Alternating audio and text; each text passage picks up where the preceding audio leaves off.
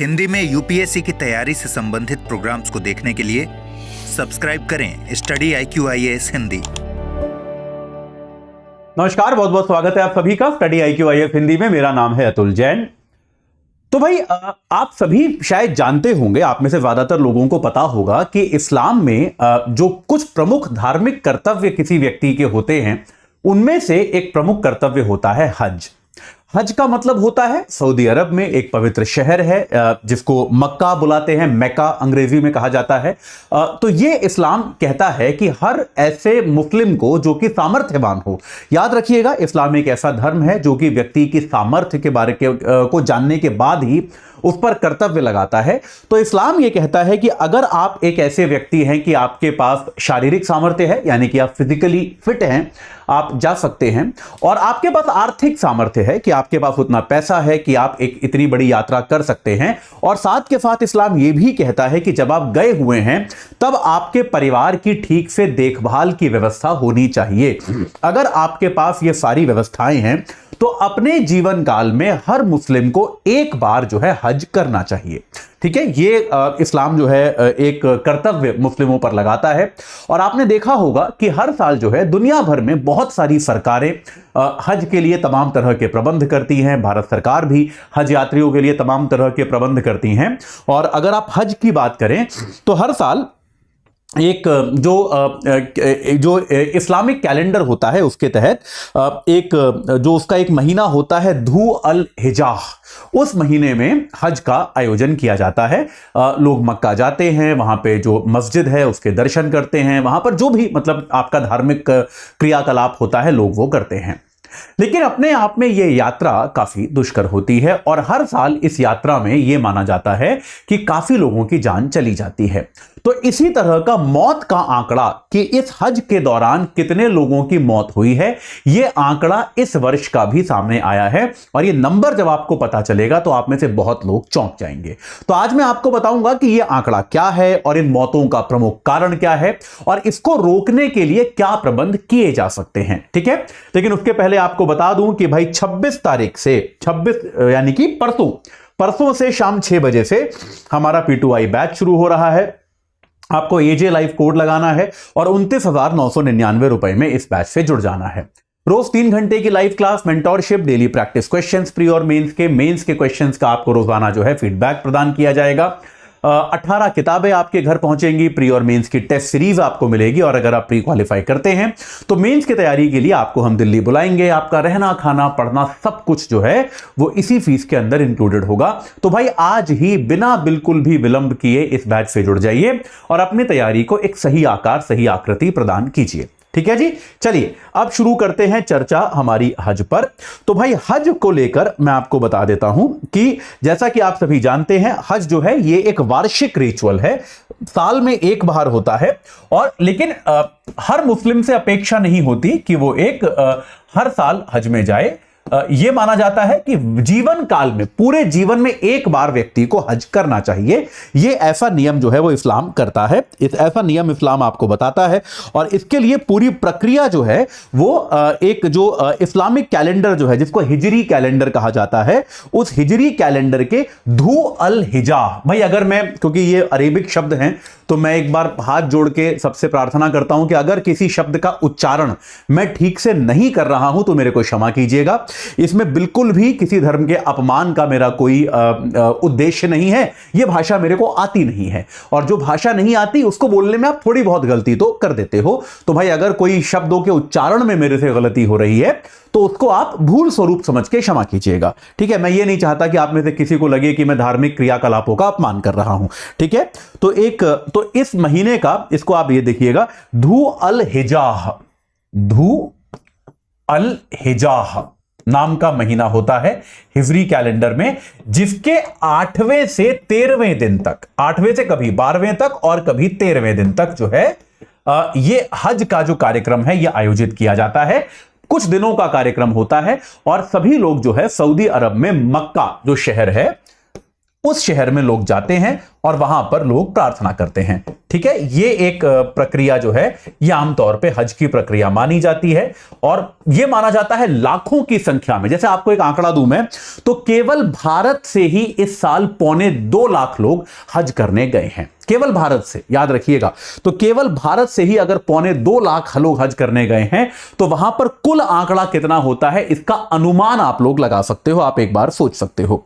तो भाई इस बार का जो आंकड़ा अभी आ रहा है हज का, वो आंकड़ा ये कहता है, सऊदी की सरकार ने ये बताया है, ये सुनिएगा ये नंबर, कि इस वर्ष 2024 का जो अभी हज चल रहा है, इस हज की प्रक्रिया में करीब 1300 लोगों की मौत हो गई है।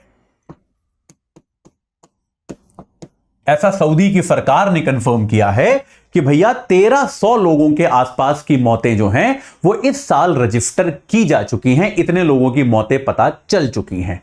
एक बार फिर सोच के देखिए, एक धार्मिक स्थल पे कुछ दिनों के कार्यक्रम के दौरान 1300 मौतें तो अभी संज्ञान में आ चुकी हैं।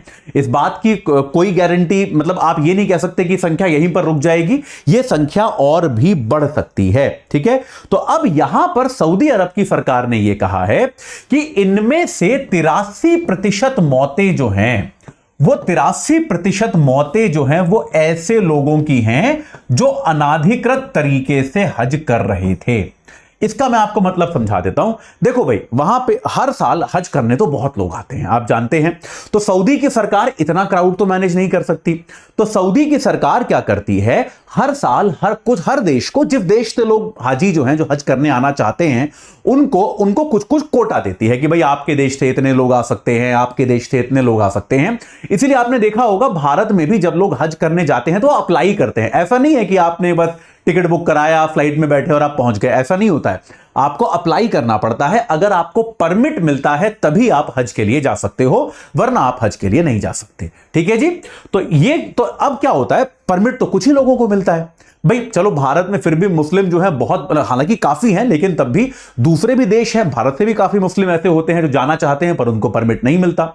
तो खास तौर पे सऊदी अरब के आसपास के जो देश हैं, वहां से क्या होता है, बहुत सारे लोग इल्लीगल तरीके से, अनाधिकृत तरीके से, उनको परमिट मिला नहीं होता है, और क्या करते हैं वो कि भाई जैसे मान लीजिए आप भारत से ही जा रहे हो, आपको परमिट तो मिला नहीं मक्का जाने का, तो आप किसी सऊदी अरब में कहीं और, किसी और शहर की आपने फ्लाइट बुक करा ली, आपने कहा जी मैं तो घूमने जा रहा हूं, आप वहां चले गए, फिर वहां से आप या तो पैदल या कहीं लोकल ट्रांसपोर्ट पकड़ के किसी अन्य तरीके से, अनाधिकृत तरीके से आप मक्का जाते हो और हज करते हो। यह कहलाता है अनाधिकृत व्यवस्था हज करने की, जो कि सरकार वहां पे अनुमति नहीं देती, लेकिन लोग करते हैं भाई। और क्योंकि तीर्थयात्री हैं तो सरकार वहां पे बहुत ज्यादा सख्ती नहीं करती है, पता सरकार को है कि लोग ऐसे आते हैं, पर सरकार भी जो है मना करती है कि आप मत आओ, लेकिन बहुत ज्यादा सख्ती उन पर नहीं करती है। वरना सऊदी की सरकार तो बहुत दंडात्मक सरकार है, हम जानते हैं, लेकिन ऐसा कोई दंडात्मक प्रक्रिया इन पर वो नहीं अपनाती है। तो यह माना जाता है, देखिए अगर आप अधिकृत तरीके से इस यात्रा पर जाते हैं तो भाई फिर आपका व्यवस्था किया जाता है, फिर आपकी व्यवस्था की जाती है, आपके यातायात की, आपके एक शहर से दूसरे शहर जाने की, आपके शहर के अंदर एक जगह से दूसरी जगह जाने की, आपके रुकने की, अगर आप बीमार हैं तो आपकी चिकित्सा की व्यवस्था की जाती है। लेकिन वहीं अगर आप अनाधिकृत तरीके से जा रहे हैं तो आप इस पूरी व्यवस्था का हिस्सा ही नहीं होते। तो ऐसे में अपनी देखभाल की जिम्मेदारी आपकी स्वयं की हो जाती है। और बेटा इस साल जो ये हीट वेव चली है ना, भारत में अकेले नहीं चली है, ये उधर भी चली है।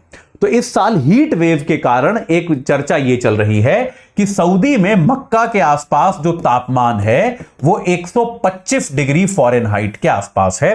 तो फ़ारेनहाइट से सेल्सियस में कन्वर्ट अगर आप इसे करोगे तो सिंपल सा फॉर्मूला होता है 5/9 फ़ारेनहाइट -32। अगर हम इस फॉर्मूला को लगा दें तो कितना हो जाएगा, -32 कितना हो जाएगा, 125 फ़ारेनहाइट है तो 83 हो जाएगा, 415 डिवाइडेड बाई 9। ठीक है, यानी कि कितना हो जाएगा, सीधा सीधा करीब 49 डिग्री सेल्सियस, 49 से 50 डिग्री सेल्सियस तक तापमान वहां पर भी गया है।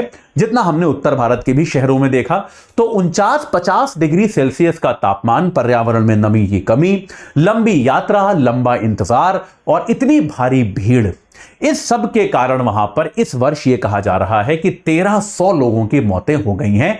सऊदी सरकार ने अभी यहां तक भी कहा है कि इन 1300 लोगों में से जो मर गए हैं, कई लोगों की तो हम शिनाख्त ही नहीं कर पा रहे हैं। शिनाख्त इसलिए नहीं कर पा रहे हैं क्योंकि वो रजिस्टर होके तो आए नहीं है।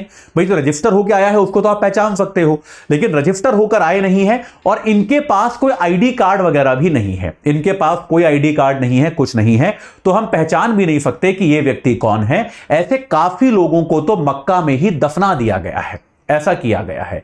तो भारत सरकार का भी एक आंकड़ा यह कहता है कि भारत से भी जो लोग गए थे उनमें से भी 98 मौतों की खबर आ चुकी है अभी तक। भारत से भी जो लोग हज करने गए थे, जो कि जैसा आपको मैंने पहले बताया, ये मैं अधिकृत आंकड़े की बात कर रहा हूं, 1,75,000 के आसपास लोग जो हैं हज यात्री भारत से स्पर्श गए थे, उनमें से भी 98 मौतों की खबर भारत में आ चुकी है। तो भाई ये बड़ी दुखद बात है, क्योंकि कोई भी व्यक्ति जब किसी धार्मिक यात्रा पर जाता है तो आप वो व्यक्ति स्वयं, उसके परिवार वाले सब यही सोचते हैं कि चलिए धर्म लाभ के लिए गया है और कभी ना कभी लौट कर आएगा और घर परिवार समाज सबका अच्छा होगा। ऐसे में उस व्यक्ति की जान चले जाना, उस व्यक्ति का मर जाना, ये अपने आप में बहुत ही दुखद है, बहुत ही दर्दनाक है। तो भैया आवश्यकता है कि ये अनाधिकृत यात्री जो होते हैं इनको रोका जाए, इनके लिए कड़ी नीति बनाई जाए। और मैं समझता हूं इस बात को कि धार्मिक कारणों से सऊदी की सरकार जो है वो बहुत ज्यादा सख्ती इस चीज पर नहीं करती है, लेकिन शायद समय आ गया है कि इस पर सख्ती भी करी जाए। भारत सरकार को भी यह सुनिश्चित करना चाहिए कि जो लोग गंभीर रूप से बीमार हों, क्योंकि अक्सर यह देखा गया है कि हज के लिए जाने वाले लोगों में काफी लोग बुजुर्ग होते हैं, काफी लोग वयोवृद्ध होते हैं। और यह याद रखिएगा, कोई जरूरी नहीं है, क्योंकि हिजरी कैलेंडर जो होता है वो चंद्रमा की मोशन के आधार पर पड़ता है, चंद्रमा की गति के आधार पर पड़ता है। तो इस साल वो बहुत गर्मी में पड़ा, हो सकता है अगले साल थोड़ी अपेक्षाकृत कम गर्मी में पड़े और कुछ वर्षों बाद शायद ठंड में भी वो पड़ सकता है। तो यह भी सरकार को एनकरेज करना चाहिए, प्रोत्साहित करना चाहिए, और समाज को भी यह प्रोत्साहित करना चाहिए कि जो लोग बुजुर्ग हैं, बीमार हैं, वो जब बेहद ज्यादा गर्मी वाले महीने में हज का समय पड़ रहा है उस समय हज करने ना जाएं, एक आध साल वेट कर लें ताकि वो उस समय हज करने जाएं जिस समय मौसम अपेक्षाकृत अच्छा हो। हम सभी चाहते हैं कि लोग धर्म करें, लोग जो है धार्मिक क्रियाकलापों का पालन करें, लेकिन उसके बीच में वो सुरक्षित रहें, यह भी अपने आप में बहुत जरूरी है। ठीक है, चलिए, तो भाई अभी के लिए इतना ही है। इसमें कुछ नया होगा, कोई नई नीति बनेगी तो मैं आपको बताऊंगा। आपको इसी बीच बता दूं कि भैया 26 तारीख को शाम 6 बजे से हमारा बैच शुरू हो रहा है। एजे लाइव कोड लगा के 29,999 में आप जुड़ सकते हैं। रोज 3 घंटे की live class, mentorship, daily practice questions pre और मेंस के क्वेश्चंस का रोज समाधान, प्री मेंस की टेस्ट सीरीज, 18 किताबें आपके घर पे। और अगर आप प्री क्वालिफाई कर लेते हैं तो आपको मेंस की तैयारी के लिए हम दिल्ली बुलाएंगे। आपका रहना, खाना, पढ़ना सब कुछ जो है वो इसी खर्चे में समावेशित होगा। तो आज ही एजे लाइव कोड लगा के इस बैच से जुड़ जाइए और अपनी तैयारी को एक सही आकार प्रदान कीजिए।